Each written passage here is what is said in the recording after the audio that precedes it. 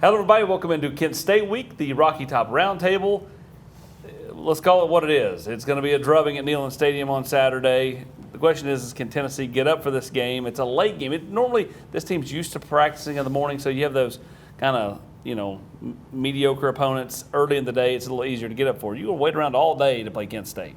Yeah, but welcome to college football. I mean, this is where your maturity's tested, and this is a pretty mature football team, Rob, that they've got to come out and take care of business and then turn their sights quickly to Oklahoma. But, you hope that, your 26-year-old middle linebacker and your, center and those guys who have played so much football understand taking care of business. Yeah, I agree. I mean, maybe we have some recent examples of the contrary last year, where Tennessee was sluggish against Austin Peay, coming out of the gate. But generally, that's not been the case in these kind of games with Josh. And I'll be surprised if Tennessee doesn't come out pretty sharp on Saturday.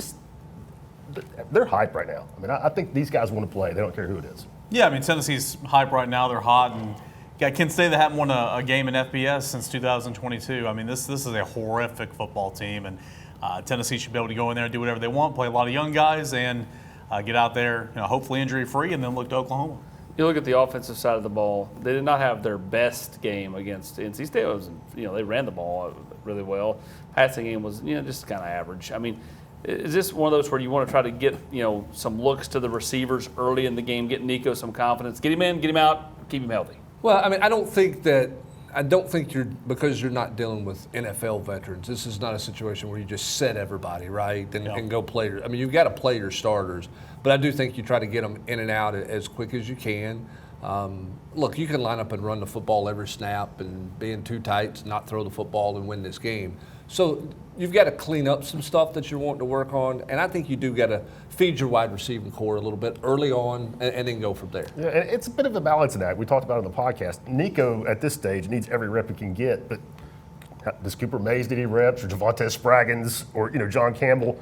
But the flip side, do you want Cooper, or do you want Nico taking snaps behind those guys back up? So I would say no. I would lean that way, but it is like you said on the podcast, it's a hard week for coaches that way, I think.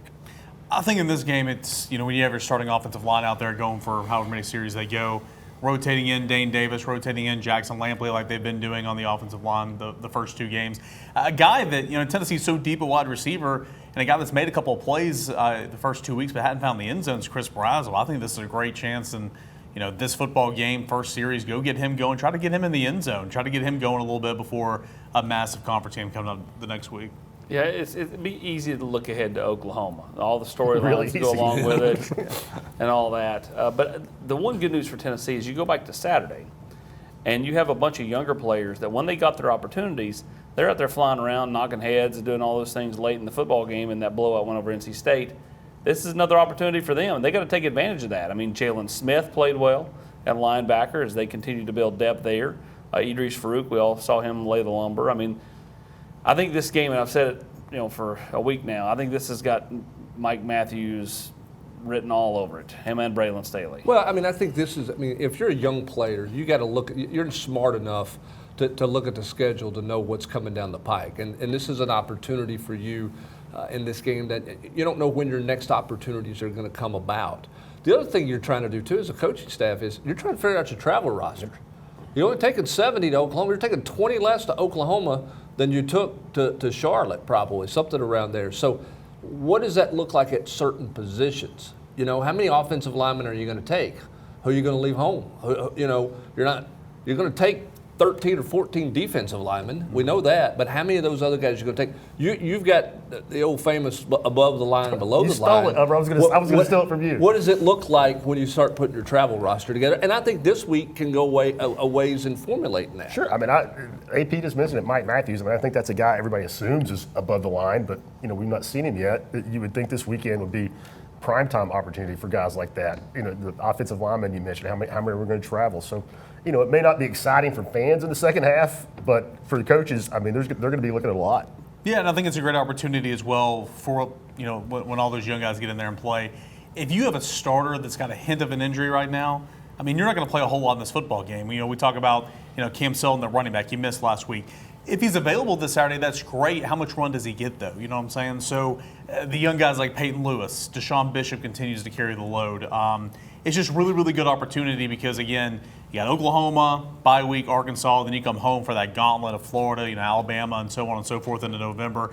As you said, Brent, not a whole lot of chances remaining. So a lot of opportunities for these young guys, and let's see who can make the most of those opportunities. Like a guy you mentioned, Jalen Smith. I thought he played really well last weekend in the absence of Caleb Perry. Well, I know Tim Banks says he doesn't pay attention to the stats and all that, and maybe that is true. I mean, Tim Banks is kind of an even-keeled, like just kind of stays in his lane type guy, but you know that he wants to keep this going. I mean, they've not given up a touchdown in 3+ games. I mean, this is an opportunity to kind of keep this going and it be even a bigger storyline heading into Oklahoma if they can, keep Kent State out of the end zone this week. Well, I mean, I'm sure that's something that the players want to talk about, and I'm sure that's, they know where they're at with that. But I think that, again, as a coach, that's what makes this week interesting, because do you worry about stuff like that, or is it about, hey, let me get, the second team safety as much run as I can get him, and let's get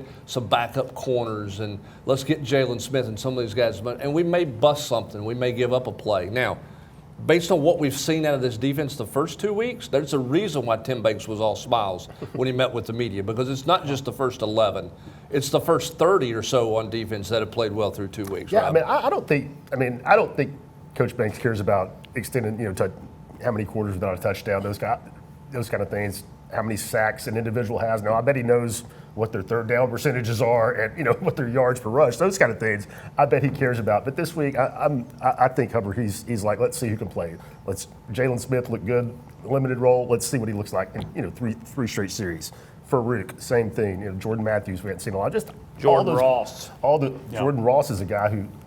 Is he above the line or below the line? He's above the line. I mean, that's what I'm saying. He's a guy that looks like he might be a dude. He's a first 5 guy off the bus. He's above the line as far as the travel roster. Well, but here's my thing with, I think for this game, for a guy like Caleb Herring, for Jordan Ross, I think this is a big game. Agreed. This is an important game, and they have to be mature enough to take it that way and to understand what is available for them and what they're trying to prove and what they're trying to show. Even though maybe some of the guys in the room are all thinking about Oklahoma, you got to be thinking about continuing to assert yourself to keep climbing that ladder. John Slaughter, Jordan Matthews, a lot of those guys, Marcus Gorey. I mean, we're really Slaughter and Matthews trying to create some depth at some of those positions in the secondary where you are a little thin at cornerback behind those starting 3, where you are a little thin at safety behind the 3 that play right now. I think it's a huge game in that regard, and you should approach it like that. You guys were talking about third down defense. Speaking of third down defense, Kent State is 16% on third downs in 2 games. They converted on 6 of 30. So I think whoever's going to be out there, the opportunity to keep the streak alive, it can be alive and well at game's end. We normally talk about a player we'll be talking about on Monday morning around the cooler or whatever, but nobody had Jordan Ross getting the special teams touchdown in week 1 or Will Brooks getting the 85-yard pick 6 in week 2. So I'm going to go ahead and say they're going to score either by special teams and or defensive score on Saturday, maybe both. Give me your prediction on who that is. I got a scoop and score by Joshua Josephs. I'm going Jermon McCoy. And I just want to say real fast that things like that happen with teams with crazy athleticism. I mean, how many defensive touchdowns or special teams touchdowns did Alabama score, during their run? And I just wanted to pop that in there. Yeah, absolutely.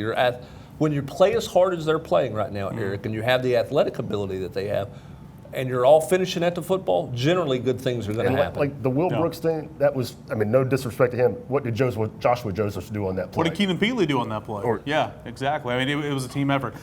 For me, it's going to be a punt return for a touchdown because Kent State's going to punt about 20 times. Squirrels had a couple of really nice ones. How many will he return in this game? I think he'll get a few for sure, but Boo Carter, maybe Jermon McCoy. There's going to be a couple of those guys returning. Jermon McCoy is not returning a punt for me this week. Well, he shouldn't. He's not returning a punt for me this week. Not returning a punt for me the whole year. I agree with all that, but he was back there against UTC. I was going to say my prediction was a defensive touchdown for him.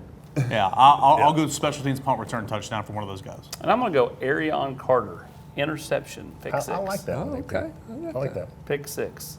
Kid's got the old running back skills from his days there in Smyrna. I got Gaston Moore with a One of these. touchdown pass, too. Oh, I think that's a given. I mean, does he have one in his career? Not, he's going to get No. one on He's Saturday. going to think get so. one on Well, Saturday, too. somebody scored after he threw it to him.